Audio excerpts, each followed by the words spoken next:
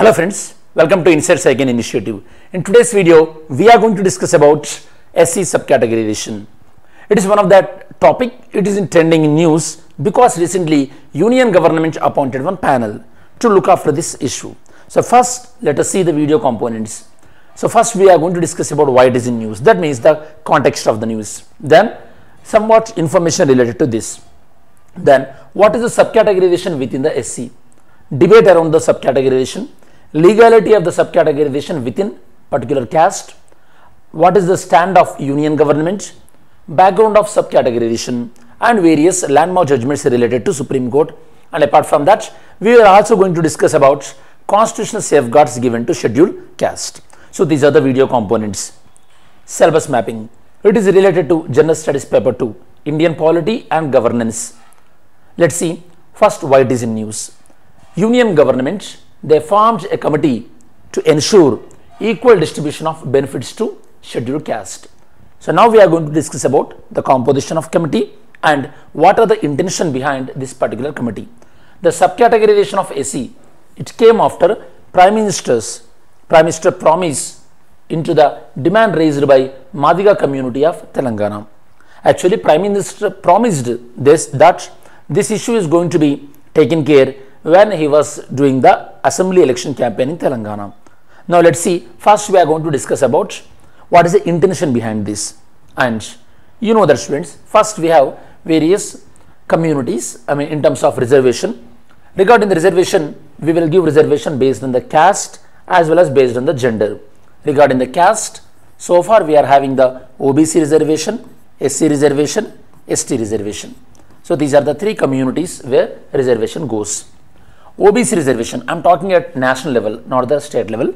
OBC reservation, they are having 27%, SC reservation 15%, and ST reservation 7.5%. Overall 49.5%. On top of this, 10% of EWS reservation.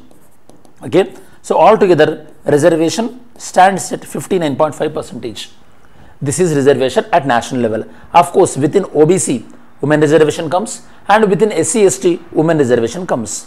Okay, so this is how system works. Now SC subcategorization, it is all about, actually across nation SC community, it includes around 1200 subcastes. 1200 subcastes under the scheduled category, scheduled caste, under that around 1200 subcastes are there. Now the issue is these reservation benefits. These reservations benefits are mainly enjoying by the few communities within the SC. That is the objection here. The rest of the communities in the SC, which are most backward in terms of the social as well as education, they are unable to enjoy the benefit. That means these benefits are crowded into only few group of caste. That is the reason these backward communities within the SC, they are demanding for the SC subcategorization. In case if SC subcategorization will happen, then what will be there? Okay, if subcategorization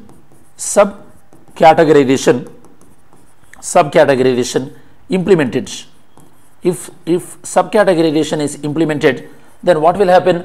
This SC will be divided into SC category A, SC category B, and SC category C. Like that, the internal division will happen.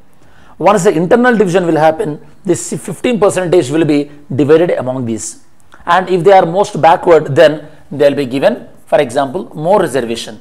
If they are economically and educationally and socially forwarded, they will be given less reservation, so that the most backward communities within the SC, they will get benefit. So that is the crux of the demand. That is why they are demanding for the subcategorization of SC. I hope now you understood. Now let's see. Okay, so regarding this SC subcategorization, who are demanding? Obviously, the demand will come from the most backward communities within the SC. Now let me give an example. In Telangana, okay, as this issue is actually started with the Telangana assembly elections. In Telangana, there are two major communities within the SC. They are Madiga community and Mala community. According to the available data, Mala community are socially as well as educationally progressive compared to Madiga community. Now the Madiga community is demanding the SC subcategorization. In the same way, in different states, you might have seen this kind of pattern where more developed section within a caste as well as the less developed section within the same community, and the less developed section always demands for the subcategorization. Now tell me students, the scheduled caste, they are getting benefits, they are getting reservation in education as well as the employment according to which article of the constitution? According to which article of the constitution they are getting reservations in employment as well as the reservation in education? Put your answer in the comment section. Okay. Regarding the subcategorization, actually, now we will talk into the legal issues, legal side. This subcategorization, SC subcategorization, even it is in news relevant to Karnataka as well. SC subcategorization, according to the previous Supreme Court judgments, Supreme Court observations, previous Supreme Court observations, according to previous Supreme Court observations, SC subcategorization, it can be done only through Parliament, only through Constitution amendment, So who can do the Constitution amendment? Obviously, Parliament can do the Constitution amendment. So now it is entirely under the jurisdiction of Parliament. So that means even though states are trying to do the subcategorization, that is going to be the invalid. Okay. And once again remember, regarding the BC, nationwide OBC as well as state wise, we have categorization like BCA and BCB, BCC, BCD, like that. But regarding the SC and ST, the subcategorization was constitutionally wrong according to previous Supreme Court judgments. Okay. Now, who has to do? Parliament. Parliament has to do Constitution amendment so that subcategorization can be implemented. That you have to know that. Now, so what are the benefits of the subcategorization? That you have to know. The SC subcategorization,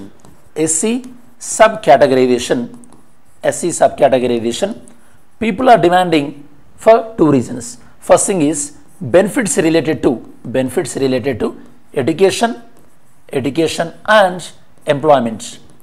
Regarding this, you have to amend Article 15, Article 16 and Article 341 as well. Now the government is not going into this because already it is sub judice. It is in the observation of the court. Now the subcategorization is also related to benefits from the government, benefits and any schemes related to government and any initiatives related to government. Now central government appointed panel, they are going to do the SC subcategorization for this purpose. Okay, they are not going to touch this one. That means Article 15, 16, those are the things are not going to be touched, because this particular issue is going to be examined by the 7-judge bench very soon. Again, now the case has been listed as well. So now the expert panel, it is going to look the SC subcategorization with a view to give this benefit schemes and initiatives. Okay, so now let's see further information regarding this particular news. Union government formed 5-member committee, and this 5-member committee is going to be led by cabinet secretary, and rest of the 4 members are home secretary and secretary for home ministry, tribal affairs minister secretary and social justice ministry secretary. They are going to be, so this is going to be the bureaucrat committee. Okay, and of course before they do subcategorization for this end result, they are going to take the data as well. Okay, if you do that kind of exercise along with the data, that is going to be stand before the court. That means the subcategorization decision, it has to be backed up with the empirical data. Okay, objective regarding the benefits, programs and initiatives to the most disadvantaged communities. That is the purpose, that is the objective. The purpose, it is not going to be deviated from the actual reservation, and they are not going to touch the area of employment as well as the education. And for this committee, there is no deadline for this committee as well. Previous commissions related to SC subcategorization, Justice Pri Ramachandra Raju Commission and National Commission for SC. Tell me students, which article of the Indian Constitution deals with the National Commission for SC? Next, scheduled caste in India. According to 2011 census, scheduled caste population is about 16.6% in India. okay, 16.6 percentage in India out of the entire population, and 2001 census 16.2 population. Article 341 defines scheduled caste, okay, and for the purpose of reservation and employment, okay, for the purpose of education and employment, if subcategorization is required, then Article 341 has to be amended. Like I mentioned earlier, it can be done only by the Parliament. Article 14 it talks about equality before law, and it also gives protection to everyone including the SC. Now we are going to discuss about some of the constitutional safeguard to scheduled caste. Article 15 clause 4, it says that state is empowered to make special provisions for the advancement of any specially, okay, socially and educational backward class. Regarding them, state can make special provisions. And Article 16.4, 4A, 4B, it speaks about reservations and reservations in promotions and backlog vacancies as well. 16.4B talks about backlog vacancies. Article 17, abolition of untouchability. 23, it emphasizes the importance of protecting individual freedom and dignity by abolishing the human trafficking and bonded labor as well. 24, prohibition of child labor, and of course the child labor is also very prevalent in the scheduled category people. Article 46, it talks about the promotion of education and economic interest of SC, ST and economically weaker sections. Article 330, reservation of seats to SC, STs in Lok Sabha, and 332, reservation of SC, ST seats in Assembly. Next, statutory provisions. Okay, there are certain statutory provisions which are giving protection to scheduled caste against the abuse on them. Okay, they are section 41 and 42 of this particular Act 2013 and Scheduled Caste and Scheduled Tribes Prevention of Atrocities Act 1988. Both are giving adequate safeguards to scheduled caste people. Subcategorization. Okay, various states they tried, okay, regarding the subcategorization, but they cannot do this kind of subcategorization. Argument in favor of the subcategorization. There are inequalities among SC communities and unequal representation among SC communities in employment and education. And even some communities, they have very less access to basic facilities as well. And these benefits are crowded with more, like only few sections of the SC. Arguments against. Okay, it may face the legal challenges. Supreme Court previously held that state cannot have the power to unilaterally subcategorize the SC and ST. Okay, it can be done only through Parliament. And the data of socio-economic status. The population related to SC, ST, BC categories, they are not updated since 2011, and there is no empirical evidence regarding the backwardness within the community of SC and untouchability. The social and educational backwardness cannot be applied to scheduled caste and scheduled tribe. Okay, the special treatment is given to the SCs due to the untouchability within which they have suffered since ages. So it is not changed and it is similar to all the SC. So SC subcategorization is not required according to some expert views, and it will not address the root cause. Okay, these are the views, okay, who are opposing the SC subcategorization.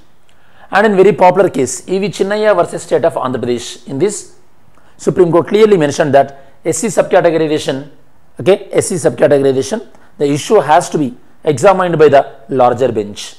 Now it is going to be examined by the 7-judge bench. The same kind of judgment given in the 2020 Davinder Singh case as well. Okay. Next, union government. Union government is, okay, it took a stand that they are going to do the subcategorization only for the purpose of identifying the beneficiaries and to give incentives. They are not going to do the subcategorization related to education as well as the employment. Previously various commissions were appointed by union government regarding this issue. At the national level, National Commission for SC and ST, they are not comfortable with this subcategorization and they are opposing as well. So now let's see this context already given to you. The 7-judge bench, they are going to check this particular issue. Next, conclusion. The Constitution of India does not prohibit the Parliament to subcategorization of SC, but this it has to be justified by the government that the 100% of all the caste data it requires and the backwardness has to be proved. Then yesterday's video question, the difference between the validity period of interim budget and the vote on account is, interim budget is valid for only the remaining periods of the financial year, whereas the vote on account budget it deals with only expenditure sides and its duration is very less.